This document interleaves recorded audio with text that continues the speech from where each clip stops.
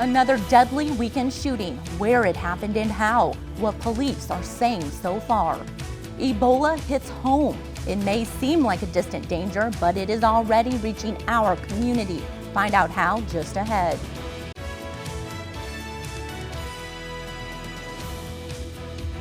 Good evening and thanks for joining us tonight. I'm Lindsey Hess. Another deadly weekend shooting, this time in Springfield.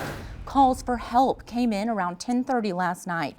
Here's what police found. They tell us the victim was on a bike in the 900 block of 15th Street when he was shot. He collapsed near 14th and Cass, about a block away, and was taken to the Memorial Medical Center.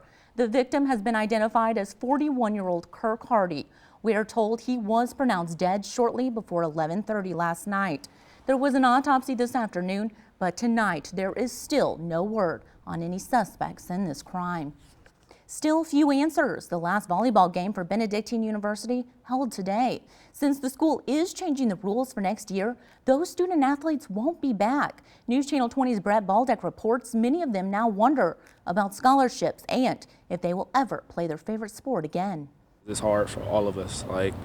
This is our home. We're Bulldogs. At the end of May, the scoreboards will be blank and the lights will go dark on Bulldog athletics. Benedictine University announced last month its undergraduate. That was Brett Baldeck reporting. Students were upset to find undergraduates being forced off campus, but they say it's more of a team atmosphere now, with everyone looking for their next best option. The last two Americans detained in North Korea are heading home. The Director for National Intelligence says Kenneth Bay and Matthew Miller are making their way back to the United States. ABC's Dan Kleffler reports they will return to a very warm welcome. Here's how.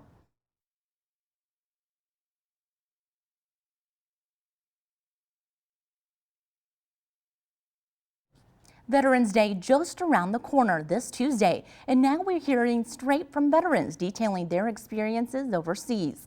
The Korean War National Museum in Springfield invited the retired veterans as part of their 2014 speaker series. Richard Tyke and Floyd Cooper spoke about their service during the Korean War. Tyke served in Germany. A museum assistant says in general, we all need to be more informed about this war. Really, just more information about the Korean War, because we really want to educate and let it, let people understand and know what happened back there. And this, with veterans particularly, allow them to understand the veteran experience. Museum employees say the speaker series allows our veterans to have their history honored and remembered. Closed for the holiday. Here's a reminder for you. All offices run by the Secretary of State are closed Tuesday for Veterans Day. The notice coming, of course, from Secretary of State Jesse White. Keep in mind you can use the website to change an address, register to be an organ donor, and to renew license plate stickers. It's also helpful if you need to find an office. That address is cyberdriveillinois.com. Still ahead on News Channel 20 at 6, the circus is in town and so are the clowns. See them in action and find out how long they're in town. Pets and the holidays, what the two things have in common for a local shelter, how they hope one will help the other coming up. And we are now in the second round of the postseason for prep football. Find out which of your favorite teams will move on to the quarterfinals in sports.